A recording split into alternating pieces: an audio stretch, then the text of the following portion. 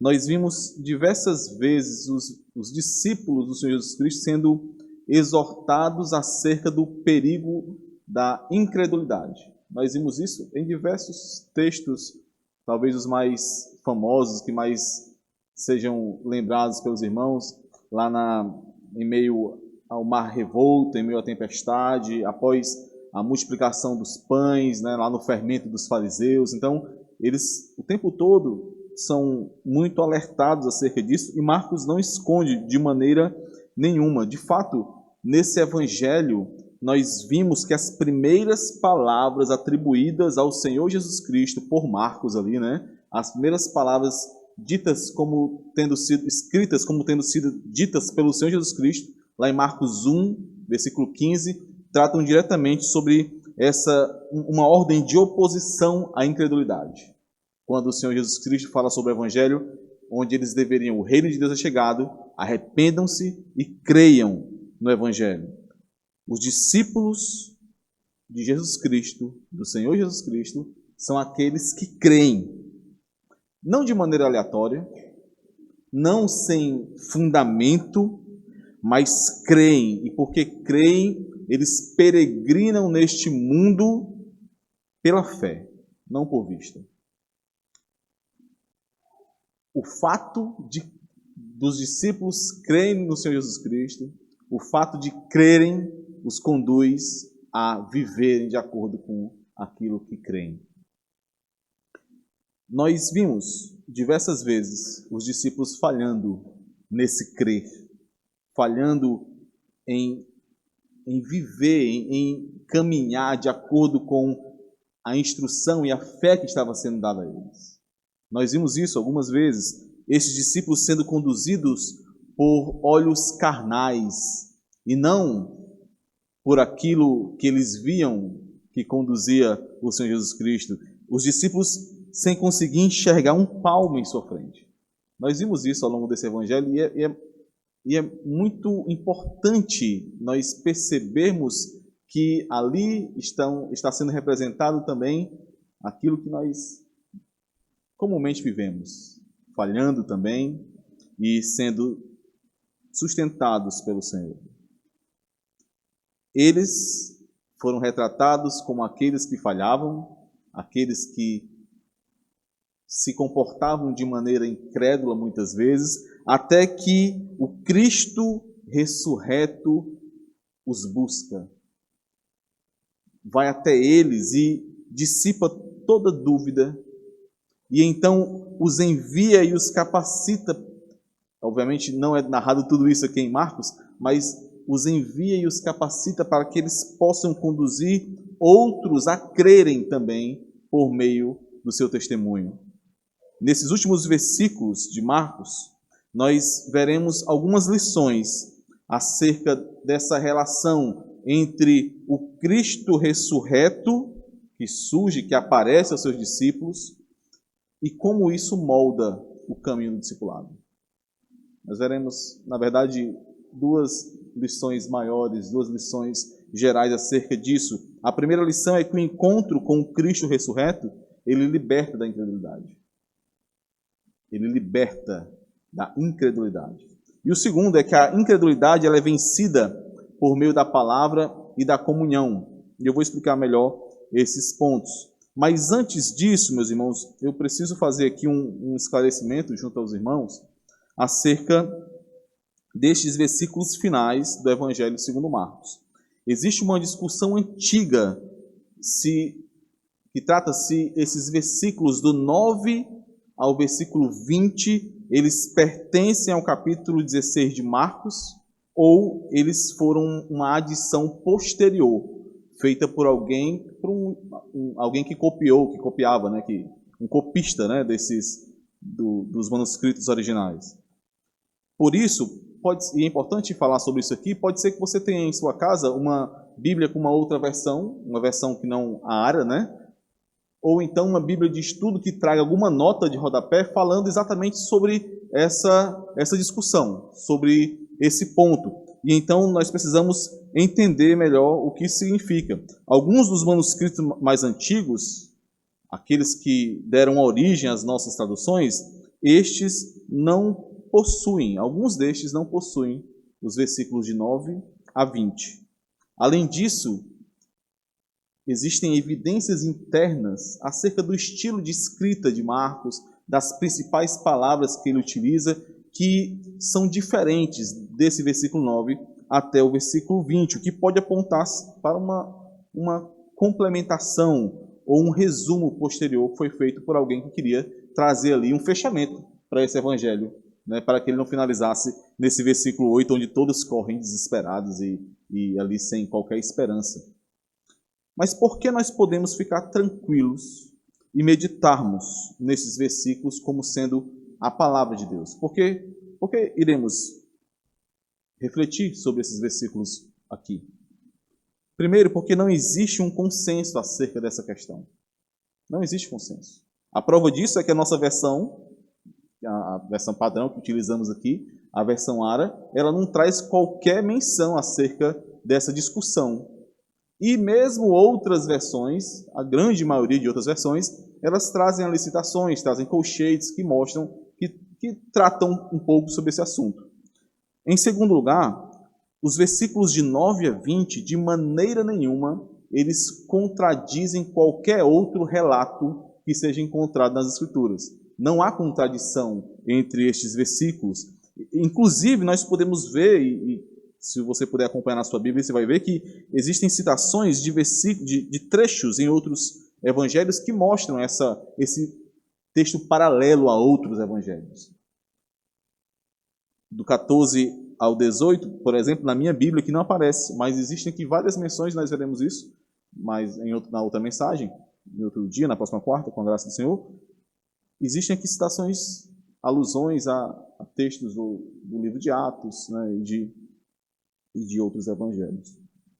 Mas, por fim, e o que certamente nos dá mais segurança para que possamos refletir nestes versículos como sendo palavra do Senhor, é porque nós confiamos na soberania de Deus em preservar, em utilizar a sua santa palavra para a edificação da sua igreja. Então, nós podemos aqui, confiando nessa soberania, olhando para toda a harmonia destes versículos, podemos tranquilamente continuar refletindo nesse Evangelho segundo Marcos.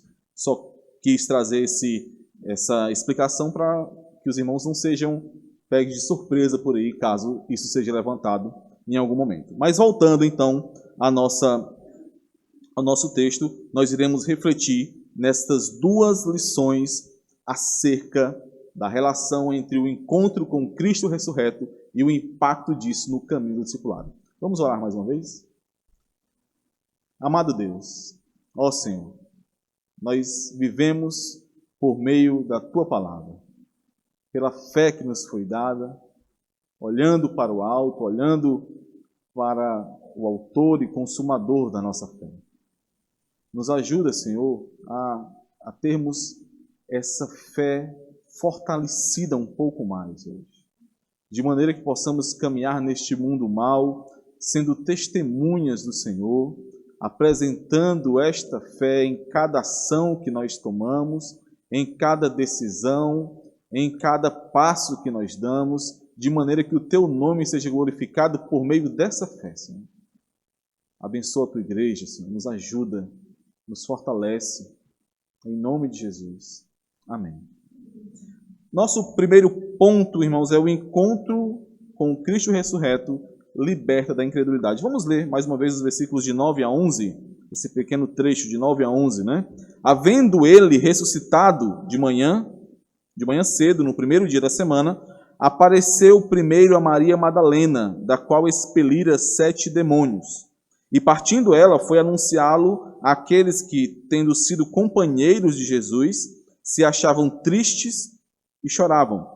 Estes, ouvindo que ele vivia e que fora visto por ela, não acreditaram. Maria Madalena era uma das discípulas do Senhor Jesus Cristo que o acompanhavam e o serviam. Marcos descreve isso no capítulo 15, versículo 41, e nós vimos isso na nossa última mensagem, né? Ela é uma das mulheres que acompanhavam e que serviam ao Senhor Jesus Cristo em seu ministério. Existem uma série de bobagens em que atribuem, que associam Maria Madalena a uma prostituta, uma mulher que não tinha valor antes, né? Mas isso não tem nenhuma correlação bíblica, nem sequer histórica. Os 4 evangelhos narram a presença dela, de Maria Madalena, em momentos críticos destes últimos dias do Senhor Jesus Cristo em Jerusalém. Nós vimos, né? Inclusive essa foi a estrutura utilizada por Marcos, mostrando que ela e outras mulheres acompanharam a crucificação, a morte do Senhor Jesus Cristo, acompanharam o sepultamento, foram lá no túmulo pela manhã, no domingo pela manhã, inclusive quando Marcos aqui descreve, ou como esse texto descreve mais uma vez aqui dos versículos 9 ao versículo 11. E na manhã do domingo, após a morte e o sepultamento do Senhor Jesus Cristo, lá estava Maria Madalena, aquela da qual o Senhor expelira 7 demônios. Lá estava ela, diante de um túmulo vazio, mas ainda triste, enlutada e incrédula. Como nós sabemos isso? Porque o texto paralelo a esse, o texto de João, capítulo 20, do versículo 11, a partir do versículo 11, ele descreve como estava Maria Madalena naquela manhã de domingo. Obviamente aqui, do versículo 9 ao 11 de Marcos 16, nós temos um resumo acerca disso. Mas se formos a João, capítulo 20, dos versículos 11 a 13, nós encontramos o seguinte. João 20, do 11 ao 13. Maria, falando de Maria Madalena, entretanto, permanecia junto à entrada do túmulo, chorando. Enquanto chorava, abaixou-se e olhou para dentro do túmulo, e viu 2 anjos vestidos de branco, sentados onde o corpo de Jesus fora posto, um à cabeceira e outro aos pés. Então, eles lhe perguntaram: mulher, por que choras? Ela lhes respondeu: porque levaram o meu Senhor e não sei onde o puseram. Se nós continuássemos lendo, nós veríamos que quando ela encontra o Senhor Jesus Cristo, sem conhecer, sem perceber que é ele, ela acha que é um jardineiro, ela continua nessa postura incrédula, ao esquecendo das palavras do Senhor, de que ele ressuscitaria ao 3º dia, ela se coloca ali como confiando, ou acreditando que o corpo de Jesus fora roubado. E por isso ela pede: Senhor, se tu levaste o corpo do meu Senhor, me diz onde está, que eu vou lá. É assim que Maria Madalena estava, chorando, triste, enlutada, incrédula. Por que é importante percebermos isso? Voltando para a narrativa que foi resumida de Marcos. Estando ali, Maria Madalena, enlutada, triste, incrédula, o Senhor Jesus Cristo se revelou a ela. É isso que o texto do versículo 9, versículo 10, ele anuncia. Versículo 9 mesmo. O Senhor Jesus apareceu a ela. E após o Senhor Jesus Cristo aparecer a Maria Madalena, após o encontro de Maria Madalena com Cristo ressurreto, Maria saiu imediatamente a anunciar Jesus, o Cristo ressurreto, àqueles que, assim como ela, haviam sido companheiros de Jesus. Acompanhavam, seguiam ao Senhor Jesus Cristo, seus discípulos. E é interessante perceber aqui, meus irmãos, mesmo com toda a economia de palavras que esse texto tem acerca desse relato, é importante perceber que aqui é descrito que Maria encontrou aqueles discípulos, aqueles com quem o Senhor, aqueles que eram companheiros do Senhor Jesus Cristo, encontrou-os tristes e chorando, e mais no versículo seguinte, também incrédulos, porque eles não acreditaram. É importante perceber essa relação. Vamos ler de novo o versículo 10. E partindo ela, foi anunciá-lo àqueles que, tendo sido companheiros de Jesus, se achavam tristes e chorando. Por que aqueles homens estavam tristes e chorando? Por quê? No Evangelho segundo João, nós encontramos, logo após a manifestação ali, o Senhor aparecer as primeiras mulheres, nós encontramos os discípulos amedrontados, reunidos em casa, mas com medo dos judeus. Mas se nós olharmos para o texto de Lucas, que inclusive nós vamos voltar nele no segundo ponto, nós encontramos pistas para entendermos por que aqueles homens estavam tão tristes. Por que os discípulos estavam tão tristes? Analisando, obviamente, a parte de todo o evento que aconteceu ali, mas o que é que motivava de forma tão forte essa tristeza? Vamos ler Lucas, capítulo 24, do versículo 13 ao versículo 21. Lá no segundo ponto, nós voltaremos a esse texto para ler a partir do versículo 21 novamente. Mas agora vamos ler somente do versículo 13 ao versículo 21. Texto maravilhoso que trata daqueles discípulos no caminho de Emaús, né?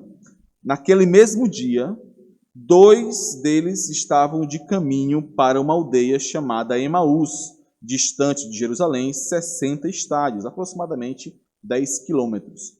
E iam conversando a respeito de todas as coisas sucedidas.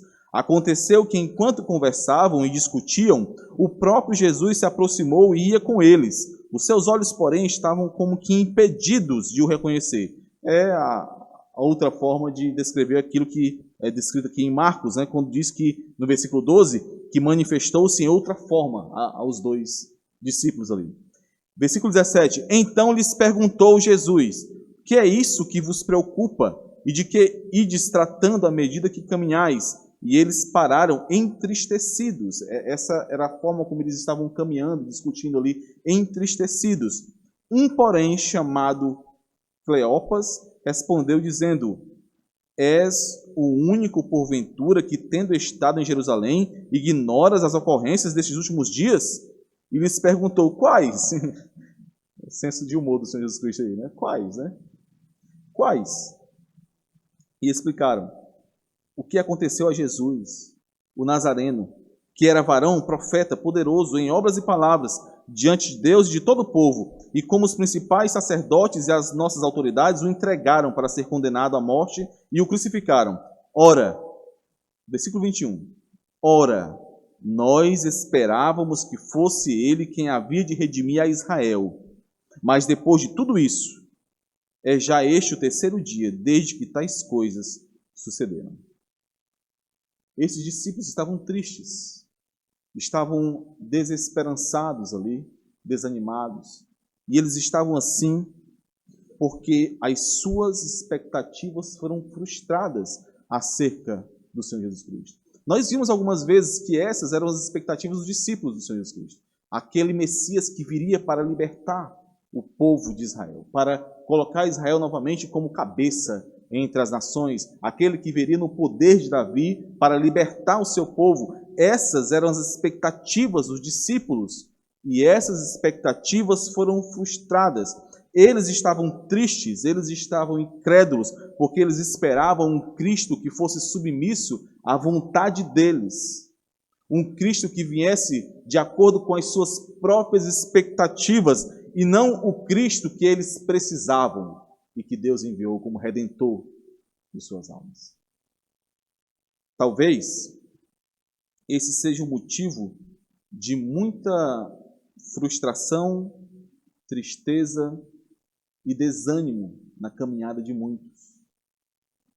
Muitos esperam um Jesus e, consequentemente, esperam uma igreja, esperam um pastor, esperam um irmão ou irmãos que afaguem o seu ego, concordando com suas ações, que muitas vezes são puramente movidas por emoções carnais, tolas, moldadas pela visão deste mundo. E quando não encontra tais irmãos, pastores, igrejas e o próprio Jesus, então desmoronam em tristeza e luto, porque suas expectativas carnais não foram atendidas.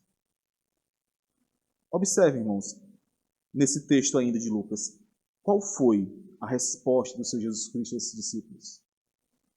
Quando eles começaram ali a tristemente falar: você é o único que não viu o que aconteceu? Você não viu tudo o que aconteceu com Jesus, esse homem de Deus? Qual foi a resposta de Jesus a esses discípulos? O Senhor Jesus Cristo disse assim: não precisa chorar. Não chorem mais. Aqui estou eu. Sou eu, Jesus. Vejam, não precisa mais chorar. Não foi isso que o Senhor Jesus Cristo fez. Não foi.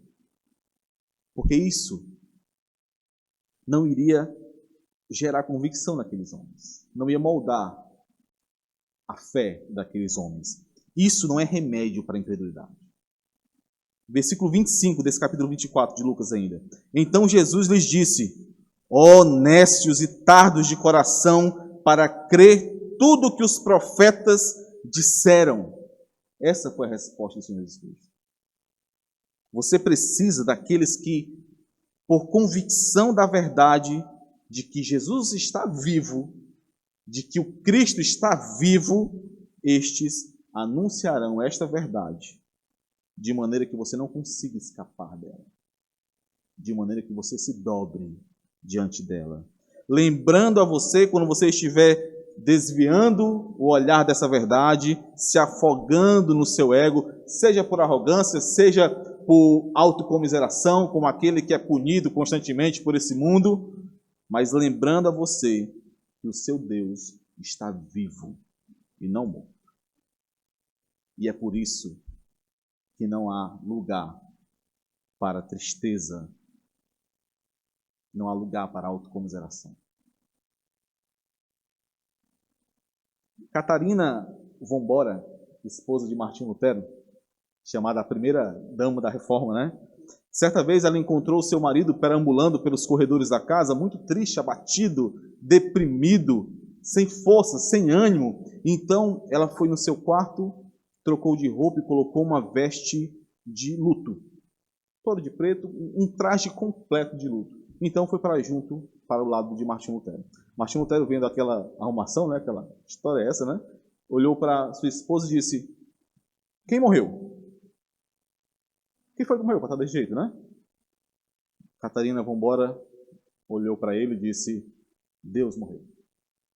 Deus está morto. Martinho Lutero, os irmãos já ouviram aqui alguns relatos dele, né? Não era muito assim, um pouco mais, né, mais vigoroso em suas palavras, né? Que heresia é essa dessa mulher, né? Que heresia é essa? Deus é eterno, Deus vive para sempre, Deus não morreu, Deus não pode estar morto. Mas Catarina disse assim: mas parece que você não confia mais nele. Parece que você perdeu a confiança nesse Deus. Então, a única resposta mais lógica para mim é que Deus está morto. Lutero entendeu a mensagem da sua esposa. E então ele teve o seu ânimo reacendido pela atitude daquela mulher. Ele voltou a confiar em Deus. Nós precisamos, irmãos, de relacionamentos fortes, de laços de confiança sólidos que consigam separar aquilo que poderia ser considerado como uma insensibilidade, como ironia, como grosseria ou falta de paciência, consigam separar tudo isso da real intenção daquele que nos ajuda, que é o remédio, o tipo e a dose necessária do remédio contra a incredulidade, contra aquilo que está nos fazendo definhar na fé. Maria Madalena, tendo passado pelo vale da tristeza e lamento, tudo isso conduzido pela incredulidade, por não conseguir lembrar das palavras de Jesus, por não confiar nas palavras dele de que ele ressuscitaria, tendo passado por tudo isso e tendo sido retirada pelo próprio Cristo ressurreto desse vale de incredulidade, ela foi e proclamou a única verdade que poderia fazer o mesmo pelos seus irmãos em Cristo, que estavam na mesma situação. E é por isso que eu fiz questão de ler aquele texto de João, para mostrar que a situação de Maria Madalena era exatamente aquela que encontrou os discípulos de Jesus depois. Tristes, chorando e incrédulos. Então ela chegou para eles e disse a única mensagem que valeria e que teria poder para tirar eles dessa situação. Ela disse: ele vive. Jesus está vivo. O nosso Senhor vive. Vocês, discípulos de Jesus, assim como eu, estão tristes e chorando. Eu sei. Eu estava assim há pouco. Mas entendam, ele não foi derrotado, ele vive. Essa foi a mensagem de Maria Madalena para aqueles homens. Talvez você fique muitas vezes desanimado com as dificuldades, com as frustrações, das expectativas que você tinha sobre o Senhor Jesus Cristo, sobre o caminho do discipulado, então começa a perceber que as coisas não são bem assim como você havia planejado. Mas entenda, meu irmão, o seu problema é que você não está vendo aquilo que você deveria ver. Você está olhando para outro lado. Você está olhando para si mesmo, para as suas próprias definições de sucesso, para as suas próprias definições de felicidade, de bem-estar. E, para falar a verdade, tais definições nem suas são definições deste mundo. Este mundo que nos pressiona constantemente para que nós sejamos moldados a ele. Você está olhando para este mundo. Por isso, a incredulidade. Por isso, o desânimo. Você precisa ver muito além de você mesmo. Você precisa ver o Cristo que ressuscitou e que venceu. E quando você ouvir, e essa é uma mensagem, esse é um ensino maravilhoso dessa estrutura que é montada aqui nesse texto. Quando você vir esse Cristo ressurreto, você precisa conduzir outros, para que outros também o vejam. Foi isso que Maria Madalena fez, logo em seguida. Foi isso que os discípulos no caminho de Emaús fizeram. Observem, se os irmãos lerem depois esse texto de Lucas, lá dos discípulos do caminho de Emaús, eles pararam para o momento da mesa, nós vamos já ver isso novamente, e constrangeram o Senhor para que ficassem com ele, porque já era noite, estava chegando a noite, ninguém viajava de noite, era perigoso. Mas depois que eles perceberam que aquele viajante era o Senhor Jesus Cristo, o texto de Lucas nos diz que logo, imediatamente, eles saíram de lá, de onde estavam, não se sabe se já em Emaús, mas saíram dali e voltaram para Jerusalém para anunciar aos discípulos que ele estava vivo. Se você teve esse encontro com Cristo ressurreto, você precisa entender a sua responsabilidade de anunciar isto, para que outros também o encontrem. Faça isso em todo o seu caminho. Faça isso no discipulado, faça isso em meio à sua vida diária neste mundo. Apresente, meus irmãos, a outros que estão passando por situações que você já passou, qual é o caminho para superar isso. Nós ouvimos já tantas vezes isso aqui. O pastor falando sobre como seria tão simples, né, com todo o cuidado em relação a isso, tão simples apresentar solução para tantos problemas que estão por aí. Nós temos a possibilidade de fazer isso. Não com nossas experiências, não é isso somente, mas é como, por meio do Cristo ressurreto, que foi manifestado a nós por meio da sua palavra, da palavra de Deus, do Espírito Santo, como isso nos conduziu para olharmos para onde deveríamos olhar e não continuarmos na incredulidade. Essa é uma responsabilidade de todo crente. Foi por isso que Maria Madalena correu para proclamar essa verdade. Foi por isso que os discípulos do caminho de Emaús correram para proclamar essa verdade. E como isso é feito? Como a luta contra a incredulidade é vencida? Esse é o nosso segundo ponto. A incredulidade é vencida pela palavra e pela comunhão entre os santos. É assim que a incredulidade é vencida. Versículos 12 e 13 de Marcos 16. Depois disso, manifestou-se em outra forma a dois deles que estavam de caminho para o campo. E indo eles o anunciaram aos demais, mas também a estes dois eles não deram crédito. Estes dois versículos resumem o relato lá de Lucas, capítulo 24, do versículo 13 ao 35, dos dois discípulos no caminho de Emaús, que nós já começamos a ler agora há pouco, né? Esses discípulos, após tudo que acontecera naquele final de semana tão terrível, eles estavam indo para uma aldeia chamada Emaús, que ficava a aproximadamente 10 quilômetros de Jerusalém, e então o Senhor Jesus Cristo se aproximou deles, e eles não puderam reconhecê-lo. Eles já tinham ouvido o testemunho das mulheres. Nós encontramos isso na Escritura. Eles já tinham ouvido testemunhos de outros discípulos que tinham buscado o túmulo e viram que o túmulo estava vazio.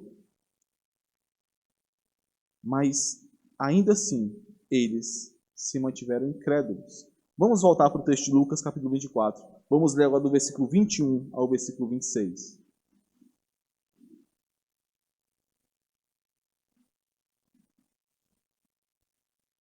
Ora, nós esperávamos que fosse ele quem havia de redimir a Israel. Mas depois de tudo isso, é já este o terceiro dia desde que tais coisas sucederam. É verdade também que algumas mulheres, das que conosco estavam, nos surpreenderam, tendo ido de madrugada ao túmulo, e não achando o corpo de Jesus, voltaram dizendo terem tido uma visão de anjos, os quais afirmam que ele vive. De fato, alguns dos nossos foram ao sepulcro e verificaram a exatidão do que disseram as mulheres, mas não o viram. Então lhes disse Jesus: ó nécios e tardos de coração, para crer tudo o que os profetas disseram. Porventura não convinha que o Cristo padecesse e entrasse na sua glória? Qual foi o remédio do Senhor Jesus Cristo para essa incredulidade deles? Depois de tantos testemunhos, depois de tantas pessoas que foram buscar indícios disso, depois do próprio testemunho da Sagrada Escritura a quem o Senhor Jesus Cristo remete, qual foi o remédio para a incredulidade deles? Versículo 27. E começando por Moisés, discorrendo por todos os profetas, expunha-lhes o que a seu respeito constava em todas as Escrituras. O Senhor expôs ao longo daquele caminho a Escritura Sagrada para eles. Sermão maravilhoso aí, né, irmãos? Se foi até Emaús, foram 10 quilômetros de sermão. Né? O Senhor expôs a Sagrada Escritura para eles, mostrando que não existia nada de aleatório ali. Mostrando que o plano de Deus estava sendo cumprido. Mostrando que convinha que o Cristo padecesse e só então entrasse na sua glória. Apontando para cada escritura, para cada texto sagrado. E ali interpretando para eles. De modo que, diante dessa exposição feita por aquele viajante, que eles não sabiam que era o Senhor Jesus Cristo, aqueles homens não quiseram que aquele homem se apartasse deles. Então insistiram, quase forçando, para que ele ficasse ali com eles, para que eles tomassem a mesa com eles, para que eles pudessem continuar essa conversa. Afinal, já estava para escurecer o dia. E em meio a uma das maiores representações de relacionamento e comunhão para aquela época, que é a mesa da refeição, eles tiveram seus olhos abertos. Versículos 28 e 32. Quando se aproximavam da aldeia para onde iam, fez ele menção de passar adiante. Mas eles o constrangeram, dizendo: fica conosco, porque é tarde e o dia já declina. E entrou para ficar com eles. E aconteceu que, quando estavam à mesa, tomando ele o pão, abençoou e, tendo-o partido, lhes deu. Então se lhes abriram os olhos e o reconheceram. Mas ele desapareceu da presença deles. E disseram um ao outro: porventura não nos ardia o coração quando ele pelo caminho nos falava, quando nos expunha as Escrituras? A vida na igreja local, meus irmãos, conduzida por meio da instrução da palavra e da comunhão com o corpo, são os instrumentos para vencer toda e qualquer incredulidade, toda e qualquer dureza de coração. A palavra fielmente ensinada, fielmente instruída, fielmente supervisionada em meio ao povo de Deus, como nós temos visto na série sobre os oficiais, esta palavra purifica e incendeia o coração. E o coração incendiado vive em comunhão, vive em comunidade, de acordo com a palavra. É por isso, meus irmãos, que é tão falado aqui sobre a importância de valorizarmos a palavra. E valorizar a palavra, obviamente, não se limita a fazer a leitura anual, até o pastor já lembrou hoje, obviamente é importantíssimo, mas não se limita à leitura, não se limita a ouvir os sermões, não se limita, é importantíssimo, mas valorizar a palavra é ser uma coluna dessa igreja para essa palavra, para que essa palavra seja fielmente vivida na igreja, para que essa palavra molde a nossa vida, é se submeter a essa palavra. É por isso que nós precisamos valorizar essa palavra. Será que o seu coração, essa é uma reflexão que nós precisamos fazer, será que o seu coração tem sido incendiado pela palavra do Senhor e pela comunhão dos santos, como deveria ser, em meio a banquetes que você tem aqui? Será que o seu coração tem sido incendiado? Porque, irmãos, nós não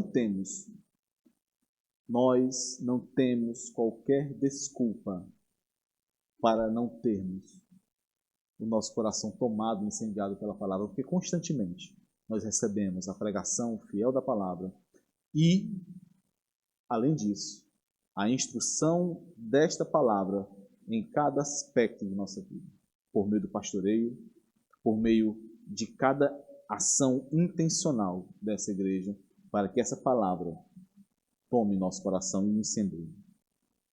A sua falta de fé, a sua falta de convicção, a sua imaturidade, a sua dificuldade em aprender, que te leva a repetir muitas vezes os mesmos erros, os mesmos pecados, o remédio para tudo isso é a instrução da palavra e a comunhão no corpo de Cristo.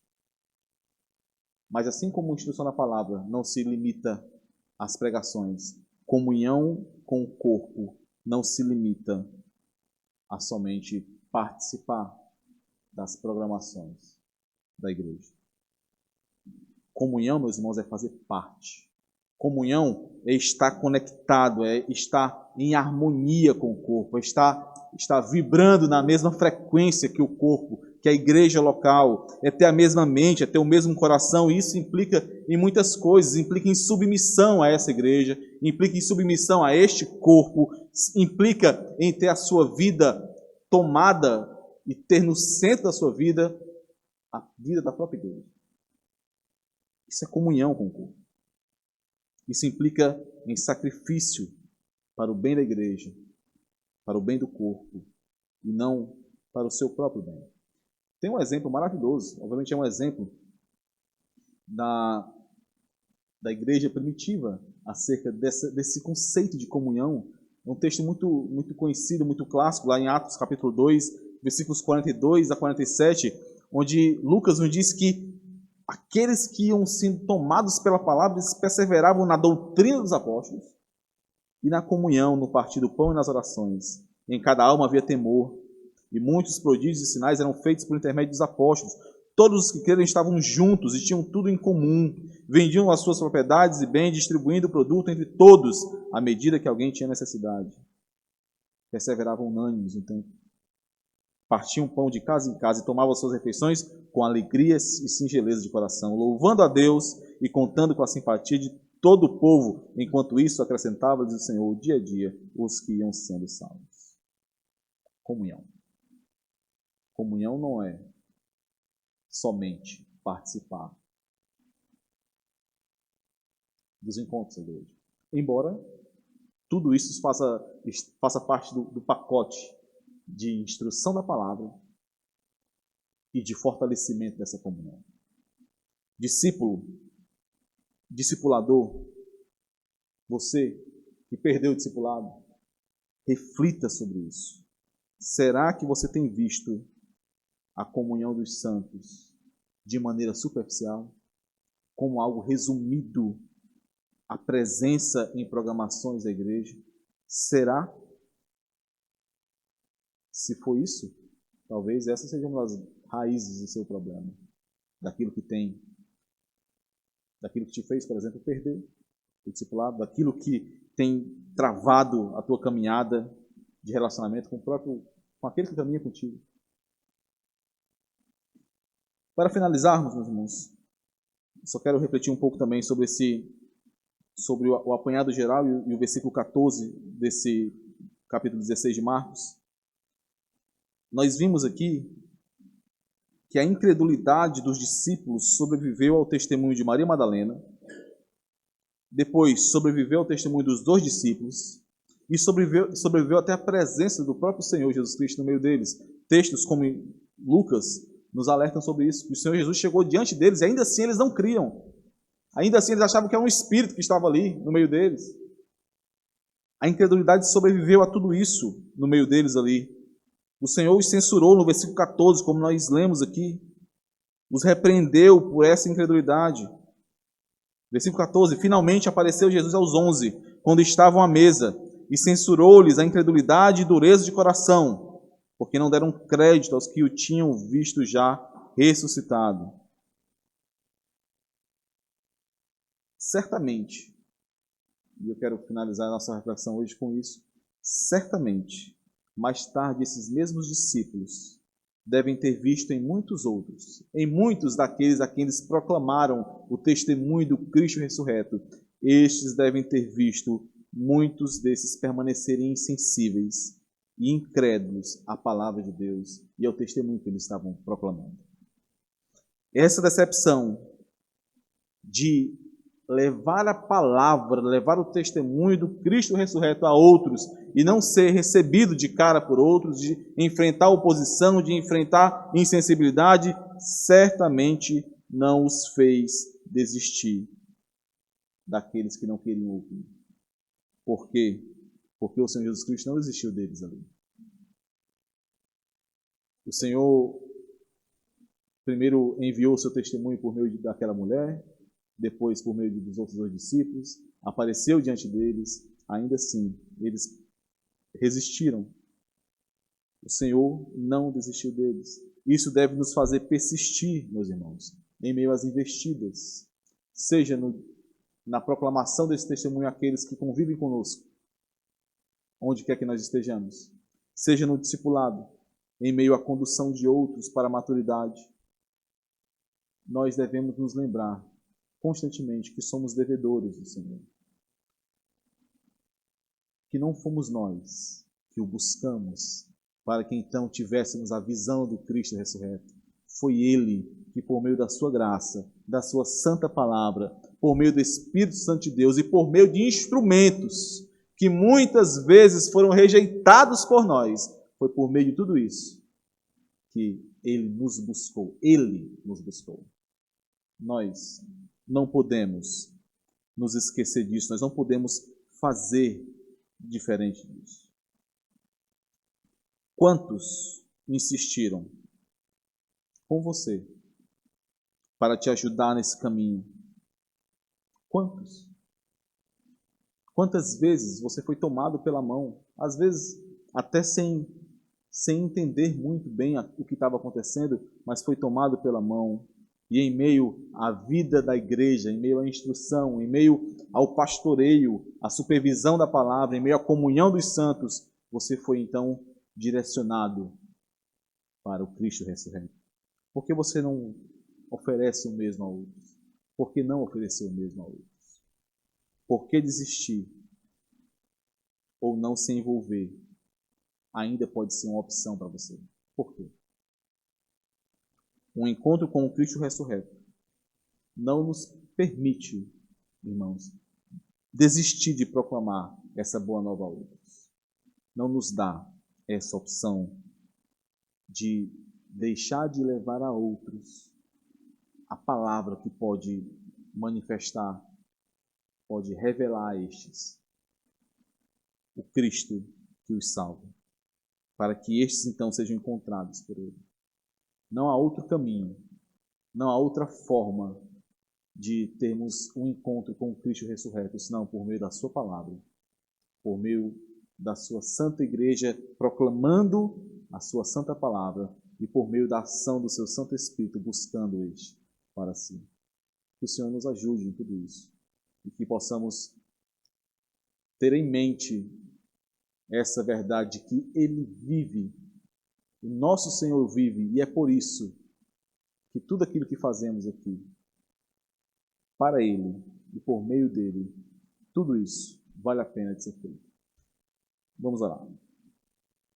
Senhor amado, Nós somos pecadores, nós somos fracos, Senhor.